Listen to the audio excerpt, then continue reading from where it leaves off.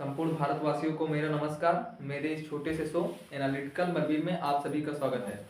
जैसा कि मैंने अपने पिछले वीडियो में कहा था, हम अपने उस टॉपिक या उस मुद्दे पर बात करेंगे जो समाज में हमारे लिए बात करना भी वर्जित माना जाता है।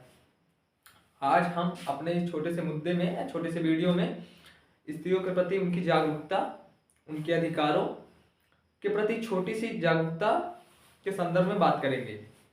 आपको पता है कि पूरे विश्व या पूरे दुनिया या हमारे भारत में स्त्रियों को, हमारे समाज को मजबूत या डेवलप करने में बहुत बड़ी भूमिका होती है, लेकिन उन्हें खुद पता नहीं होता कि हमें कुछ अपने अधिकारों के बारे में जानकारियां चाहिए। इसलिए कि आज इसी संदर्भ में हम उनके अधिकारों के प्रति कुछ ऐसे विषयों पर बात करेंगे जिनको समाज में बात नहीं करना वर्जित माना जाता है।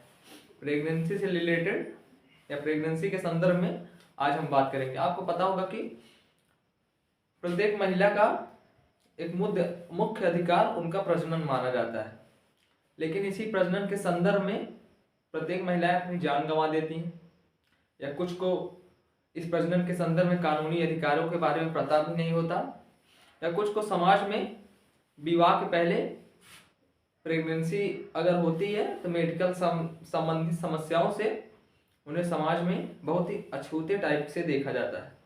आज हम बात करेंगे, अभी कुछ दिन पहले हिमा कोहली और बीबी नागरत्ना, ये सुप्रीम कोर्ट की जज हैं, हिमा कोहली और बीबी नागरत्ना के पीठ में 3 सदस्य की पीठ थी, उसमें एक केस सामने आया। उस केस में एक महिला का कहना था कि 25 सप्ताह का उसका बच्चा था जो भ्रूण डेवलप हो गया था। 25 सप्ताह का जो भ्रूण डेवलपमेंट था, उस महिला का कहना था कि मेरी ये प्रेगनेंसी अनियोजित थी। अनियोजित का मतलब योजना पूर्ण ना हो, मतलब उसकी जो प्रेगनेंसी थी वो अनियोजित थी और वो इसके तीसरे बच्चे के रूप में पालन पोषण करने में असमर्थ थी। उसका कहना था कि मैं इस बच्चे का गर्भपात करवाना चाहता हूँ या चाहती हूँ। गर्भपात का मतलब ही होता है कि भ्रूण हत्या के संदर्भ में गर्भपात को हमारे देश में देखा जाता है। तो आज हम समझेंगे कि भ्रूण हत्या के विषय से संबंधित हमारे देश में कानून क्या है, उनके इतिहास के पहलू, आगे भविष्य के पहलू और वर्तमान में क्या पहलू है। तो डॉक्टर बीबी नागरत्ना और हिमा कोहली और एक जज और थे, 3 सदस्यों की बेंच थी, उनके बीच में एक बहस छिड़ गया कि पहले हम जानते हैं कि हमारे देश में गर्भपात के कानून क्या है, फिर उसके बाद उनकी बहस के बारे में बात करेंगे और फिर स्त्रियों को उनके गर्भपात के थोड़ा सा जानकारियों या अधिकारों के बारे में बात करेंगे। हमारे देश में गर्भी, हम कानून की बात करें तो गर्भी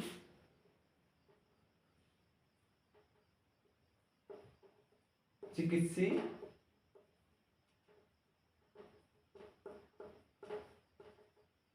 समापन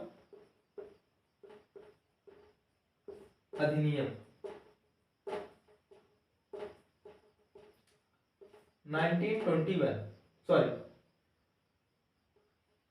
2021, मैं 2021 इसलिए लिख रहा हूँ, ये कानून तो पहले से ही था लेकिन अभी ये हाल ही में संशोधित हुआ है। इसका संशोधन वाला भी रूप मैं आपके सामने उपस्थित करूंगा। इस कानून में यह स्पष्ट लिखा है कि 20 सप्ताह तक के बच्चे को, यानी किसी महिला के भ्रूण में पल रहे 20 सप्ताह तक के बच्चे का गर्भपात कराया जा सकता है। 20 से 24 सप्ताह तक के बच्चों का गर्भपात एक मेडिकल संबंधी डॉक्टर के, मतलब मेडिकल संबंधी डॉक्टर की अध्यक्षता में 20 से 24 सप्ताह के बच्चों का गर्भपात कराया जा सकता है। रियल केस बाय चांस, जैसे भी मैंने उस महिला की बात की, उसका भ्रूण 25 सप्ताह तक डेवलपमेंट हो गया था, तो रियल केस में 20 से 25 सप्ताह का जो गर्भपात है वो रियल केस में असामान्य भ्रूण के विकास से संबंधित है। असामान्य भ्रूण का विकास, जैसे गर्भ में पल रही महिला के बच्चों का जो भ्रूण होता है, कभी कभी असामान्य, rare case, by the rare case, one of the one में जैसे बच्चा असामान्य हो, तब जाके ये 20 से 24 सप्ताह के ऊपर 25 सप्ताह या 26 सप्ताह तक बच्चे का गर्भपात कराया जा सकता है। अब ये जो 20 से 26 सप्ताह हमारे यहाँ लिया गया है, यह साइंस टर्मिनोलॉजी के अधीन रख के कार्य किया जाता है, जिसकी पहली शुरुआत सन 1979 में अमेरिका में वेड वर्सेस रो, अमेरिकी संविधान में वेड वर्सेस रो का एक केस आया, जिसमें उन्होंने इस गर्भपात के कानून को क्राइम की श्रेणी से बाहर किया। वेड वर्सेस रो का केस। हमारे यहाँ भी लिंग निर्धारण जैसे और उत्तराधिकार जैसे कानून भी सीआरपीसी की धारा 453 के तहत अपराध की श्रेणी में रखा गया है। और ये रहा हमारा गर्भपात से संबंधित कानून। अब हम बात करते हैं कि हमारे मेडिकल अवसंरचनाओं के बारे में लेकर, तो स्वास्थ्य मंत्रालय के द्वारा 19 और 20 यानी 2019 और 20 में एक रिपोर्ट प्रकाशित की गई थी। उस रिपोर्ट में मतलब हमारे ग्रामीण अवसंरचनाओं में, शहरी की बात छोड़ देते हैं पहले, ग्रामीण अवसंरचनाओं में मेडिकल संबंधित भ्रूण विकास डेवलपमेंट डॉक्टरों की 70% कमी थी। यानी हमारे ग्रामीण अवसंरचनाओं में 30% ही मेडिकल संबंधित डॉक्टर उपस्थित थे। तब सोचिए हम इस जानकारी के बारे में कितने अनअवगत हैं। आपको डाटा के हिसाब से बता दें कि ये सारी चीजें सेक्स एजुकेशन में आती है। सेक्स एजुकेशन, और एक शोध के अनुसार हमारे यहाँ 1100 से अधिक रेड लाइट एरियाज हैं, यानी 1100 से अधिक रेड लाइट एरियाज हैं, जिसमें 28 लाख यानी 28 लाख औरतें adult sex worker as a adult sex worker, जिसमें से 36% महिलाएं,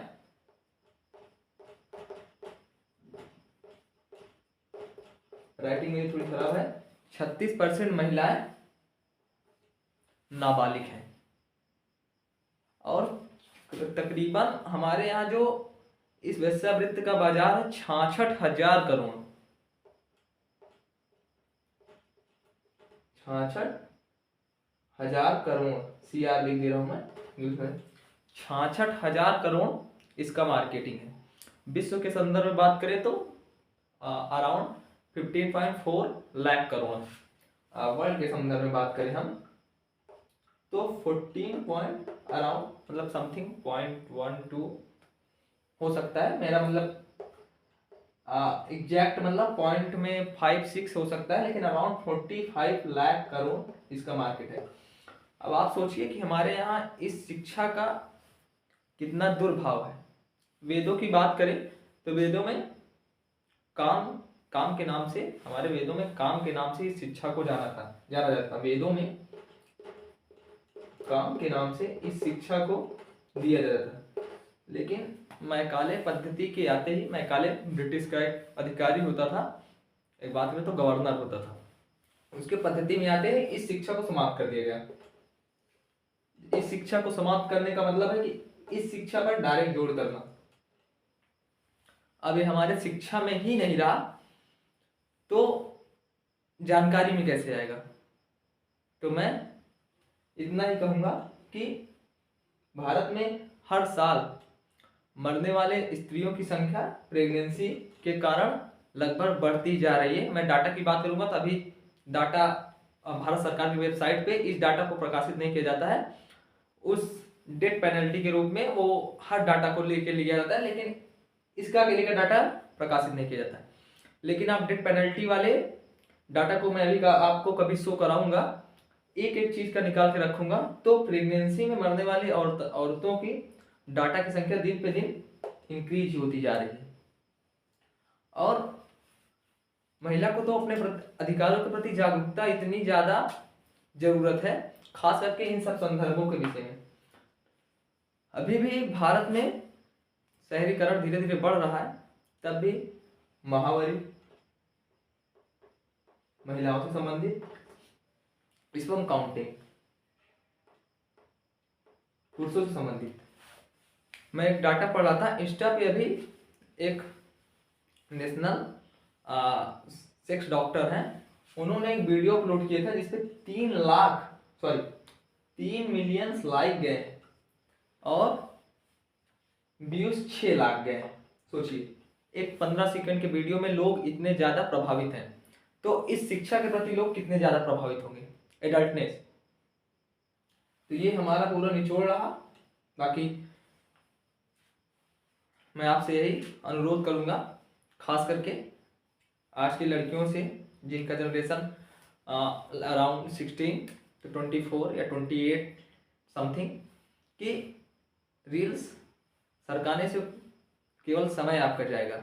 अपने अधिकारों के प्रति जानकारी रखिए, और ये गर्लफ्रेंड बॉयफ्रेंड, इंस्टा, यूट्यूब, ये सब अच्छी बातें हैं, लेकिन समय के अनुसार, प्रॉमिसेस। तो मैं ज़्यादा कुछ नहीं कहूँगा। आप, ये कोई शिक्षा नहीं, आपकी जानकारी है, आपको भी इस फेज से गुजरना है, और हर महिला का ये जन्मसिद्ध अधिकार भी है। स्कूली शिक्षा के, स्कूल पद्धति में भी इस शिक्षा को लाया जाए। कॉलेज पद्धति में बच्चे बड़े होते होते 25, 26 के अराउंड इस शिक्षा को लाया जाता है। स्कूल पद्धति में ये सब शिक्षा को लाया जाए, देश में जागरूकता फैलाया जाए। महावारी, स्पर्म काउंटिंग जैसे इस कृत्य को दुर्व्यवहार के रूप में न देखकर एक शिक्षा की पद्धति में लाया जाए। नमस्कार।